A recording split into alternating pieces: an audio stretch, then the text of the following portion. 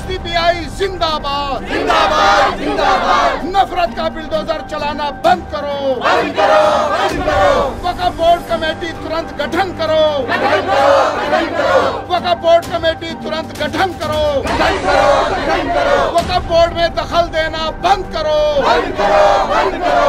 SDPI नहीं सहेगी, नहीं सहेगी, नहीं सहेगी, एसडीपीआई नहीं सहेगी, नहीं सहेगी, नहीं सहेगी। तो आप देख सकते हैं कि इस वक्त दिल्ली विधानसभा का घेराव करने के लिए सोशल डेमोक्रेटिक पार्टी के तमाम कार्यकर्ता जो हैं यहाँ मौजूद हैं, पार्टी के जिम्मेदार लोग भी मौजूद हैं। क्या कहना चाहेंगे, क्या मांगे आपकी प्रशासन से इसके जरिए? हमारी प्रशासन से मांग ये है कि दिल्ली में बहुत सारी मस्जिदों के खिलाफ एक प्रीत सिंह नाम का व्यक्ति है जो प्रोपोगंडा फैला रहा है। जब कोई मस्जिद शहीद होती है तो वो जिम्मेदारी लेता है कि मैंने इसे करवा दिया। ऐसे व्यक्ति के खिलाफ वो कानूनी तौर पर कार्रवाई होनी चाहिए और जो मस्जिद, मदरसा, मंदिर, गुरुद्वारा, चर्च अब तक बन चुका है उसको तोड़कर किसी की धार्मिक भावना को आहत न किया जाए। दिल्ली विधानसभा में एक ऐसा प्रस्ताव पास होना चाहिए, आने वाले समय के लिए कानून बना दें कि आगे कोई इस तरह से अनधिकृत न बना सके। लेकिन अब तक जो बना हुआ है इसमें किसी प्रकार का कोई इसमें तोड़ मरोड़ की कार्रवाई नहीं होनी चाहिए। इसकी यथास्थिति बनाने के लिए विधानसभा में प्रस्ताव पारित होना चाहिए, ये हमारी मांग है। आपकी मांग तो ये, पर साथ ही साथ अब तो विधानसभा, खासतौर लोकसभा की भी बात की जाए तो वक्फ बोर्ड बिल को लेकर के भी हंगामा मचा हुआ है। जेसीपी की बात कर दी गई है, 22 लोगों को शामिल किया गया है। तो क्या लगता है कि ये कार्रवाई यूं ही लगातार जारी रहेगी या रुकेगी? वक्फ बोर्ड में एक पहला प्रैक्टिकल किया था जब मोदी जी की हुकूमत आई थी, जिसकी वजह से दिल्ली की 123 प्रॉपर्टी है जो इन्होंने छीनने की कोशिश की थी, जिसका मुकदमा हम लोगों ने कोर्ट में डाला हुआ है। और उसी प्रैक्टिकल को इन्होंने पूरे मुल्क में लागू करने की कोशिश की है, जो किसी भी हालत में नहीं होने दिया जाएगा। चूँकि भारत के संविधान में शुरू में ही अगर आर्टिकल 15 से आप देखें तो आपके तमाम संवैधानिक अधिकार हैं, मजहबी आज़ादी भी उसमें है और मजहबी आज़ादी को तोड़ने की कोशिश की जा रही है।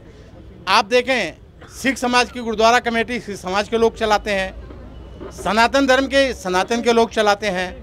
तो इसी तरह से मुस्लिम वक्फ को मुस्लिम के अलावा किसी और को शामिल करने का कोई औचित्य नहीं है। ये बिल्कुल असंवैधानिक है, ये किसी भी हालत में नहीं होना चाहिए। तो दिल्ली विधानसभा में हमारी ये मांग है कि दिल्ली विधानसभा में कम से कम इसका प्रस्ताव पारित हो कि वक्फ में तरमीम नहीं होनी चाहिए और तुरंत दिल्ली वक्फ बोर्ड में चेयरमैन नहीं है उसकी नियुक्ति होनी चाहिए। क्योंकि हमने देखा कि आप जिस मांग को लेकर के आज सड़कों पर उतरे हुए हैं, प्रीत सिंह का जिक्र आपने किया, पर आज तक कभी उसे प्रशासन गिरफ्तार नहीं कर पाया है। और साथ ही साथ कई ऐसे नाम हैं, दक्ष चौधरी है जो एक गरीब मुसलमानों के घर पर जाता है, डंडेबाजी करता है और उन्हें वहाँ से मारने का काम करता है। देखिए साहब, प्रशासन के मामले में मेरा साफ तौर पे कहना है, और दुनिया में दो तरह के लोग होते हैं, एक बेज़मीर लोग होते हैं, एक बाज़मीर लोग होते हैं। तो ऐसा नहीं कह सकते कि सारा प्रशासन एक सा है। जो बाज़मीर लोग हैं उन्होंने कर्नैल सिंह को भी मजबूर किया कि माफ़ी मांगे, वरना मुकदमा हो रहा था। पिंकी चौधरी को अरेस्ट किया है और दक्ष भी रोता घूम रहा है। तो ऐसे भी लोग हैं और ऐसे भी लोग हैं प्रशासन में कि जो लोग गुलाम हैं, जिनका ज़मीर नहीं है, तो वो लोग ऐसे लोगों की पुष्पनाई करते हैं। तो अभी मुझे उम्मीद है कभी बाज़मीर लोग भारत में बहुत लोग हैं, इसलिए हमें प्रशासन से भी पूरी आशा है और न्यायपालिका से भी पूरी आशा है। इसलिए हम लोग ये लड़ाई लड़ रहे हैं। ये जालिम ज़्यादा देर तक नहीं घूम पाएंगे, इनके खिलाफ एक्शन होगा और ज़रूर होगा, मुझे ऐसी उम्मीद है। शाहीन कौसर जी भी हमारे साथ मौजूद है। क्या मांग है आप लोगों की आज के जरिए? ये जो आज कई मतलब सालों से, जब से सरकार मोदी जी बनी है, आए हैं, और जो ये सरकार में जिस तरीके से मतलब पर्टिकुलर कम्युनिटीज़ पर टारगेट किया जा रहा है, मस्जिदों पर हमला किया जा रहा है और इस तरह की इबादत गाहें, मदरसे टारगेट किए जा रहे हैं। जो ज़रूरी यहाँ था, देखिए यहाँ तो ज़रूरी ये था कि शांति और अमन का पैगाम दिया जाता। दिल्ली जैसी सिटी में रहकर जहाँ की तमाम समथिंग पार्टीज़ यहाँ मौजूद रहती हैं और हर वक्त यहाँ हाई अलर्ट रहता है, बावजूद इसके शासन प्रशासन जिस तरीके से गैर जो है मुनासिब रवैया यहाँ हर वक्त होता रहता है, बहनें सड़कों पर महफूज नहीं हैं। और यहाँ पर आप देख लीजिए कि बुलडोज़र इतना आम हो चुका है, बुलडोज़र की राजनीति जिस तरीके से डर और भय का माहौल पैदा कर दिया गया है, क्या ये शान है? हमें तो बड़ी सारी उम्मीदें थीं कि सरकार बदलेगी, सरकार जब आएगी चुनकर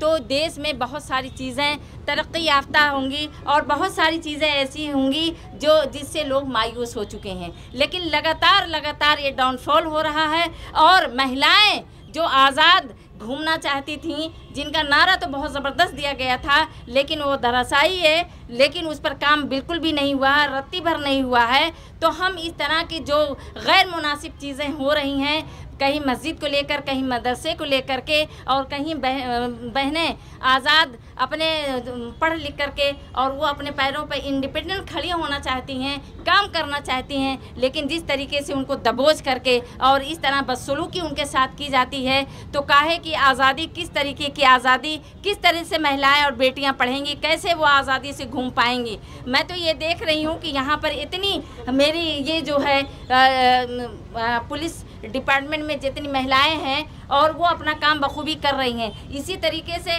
क्या घर में रहने वाली महिलाएं और भी जो डिपार्टमेंट में रहने वाली जो महिलाएं काम करना चाहती हैं तो उनको आज़ादी क्यों नहीं दी जाती है? क्या इस पर कभी एक्शन होगा? तो हमारी मांग यही है कि जो वक्फ बोर्ड पर इतना बड़ा हमला जानबूझकर किया गया है और सरकार की जो मंशा है साफ नज़र आ रही है कि इसमें सरकार की मंशा, सरकार की नीयत साफ नहीं है। और वो जो है देखिए अभी ये बात आई है, डॉक्टर साहब ने जैसा कहा कि जो है सबका अपना अपना जितनी इबादत गाहें हैं सबके अपनी अपनी कमेटी के ज़िम्मेदार हैं, लेकिन अगर मुस्लिम कम्युनिटी आज़ाद क्यों नहीं है और वक्फ बोर्ड आज़ाद क्यों नहीं है? इसमें तो मेरे ख़्याल में जो कमेटी नई तश्कील देने की बात हो रही है उसमें इतना बड़ा अमेंडमेंट लाने की जो है कोशिश हो रही है, इसकी ज़रूरत बिल्कुल भी नहीं थी। और इसमें जो मुसलमान मतलब उसमें ज़िम्मेदारान हैं, अगर कोई इस तरह की एक्टिविटीज़ अगर होती भी है, अगर वो नाअहल हैं, नहीं काम हो पा रहा है, तो उनमें बदलाव लाना चाहिए, ना कि उसमें और अमेंडमेंट करके इसका बद से बदतरीन हालात पैदा करने चाहिए। तो मेरी यही मांग है कि वो उसको रोक देना चाहिए और जो ये प्रस्ताव आया है उसको रद्द कर देना चाहिए और उनको एज इट इज़ अपने पैरों पर खड़े होने के लिए सपोर्ट सरकार करे और जो कमियां हैं उसको जो है भरपाई करे, ताकि वक्फ बोर्ड की इतनी बड़ी प्रॉपर्टीज़ है, यानी 10 लाख एकड़ जो प्रॉपर्टीज़ है मुसलमानों की, उनकी ही रहने दिया जाए, ना कि इसमें जो गरीबों की, यतीमों की है। और उसमें किसी तरीके का अमेंडमेंट इस तरह से अगर किया जाएगा तो कतई ये बर्दाश्त नहीं किया जाना चाहिए और उसमें देश के हर नागरिक को सामने आना चाहिए। क्यों कि आज ये प्रॉपर्टीज पे जो कब्ज़ा हो रहा है तो धीरे धीरे उन चीज़ों पर कब्ज़ा होगा जो इससे पहले कभी किसी ने सोचा भी नहीं था।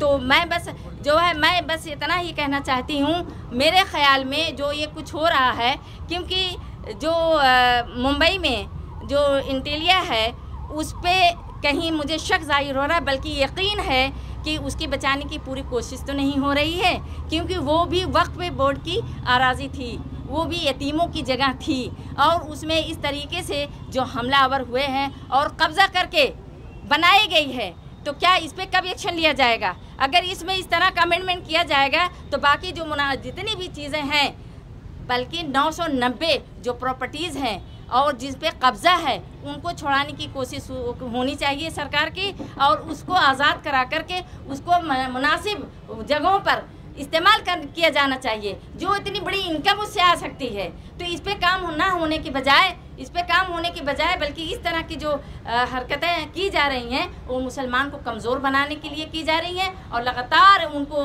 धराशाही करने की कोशिश हो रही है, लगातार उनकी आवाज़ें बंद करने की कोशिश हो रही है, लगातार महिलाओं को कमज़ोर बनाने की कोशिश हो रही है, जबकि एजुकेशन पर काम होना चाहिए और तरक्की याफ्ता बनाने के देशवासियों पर काम होना चाहिए और जो बच्चे बेरोज़गार भटक रहे हैं उन पर काम होना होना चाहिए, लेकिन इन पे ना लेकर के इस तरह के अगर काम होता है तो सरकार के खिलाफ SDPI इसी तरह से उतर करके अपनी आवाज़ को बुलंद करेगी। और जब तक इसमें अपने हरकतों से बाज नहीं सरकार आएगी, हम इसी तरीके से उतर कर अपनी आवाज़ बुलंद करते रहेंगे। और जो लोग ये बेखौफ जीना चाहते हैं कि जो है हमारे ऊपर आँच नहीं आएगी, तो आज मुसलमानों की बारी है, कल आपके घरों तक इसकी आवाज़, इसकी धमक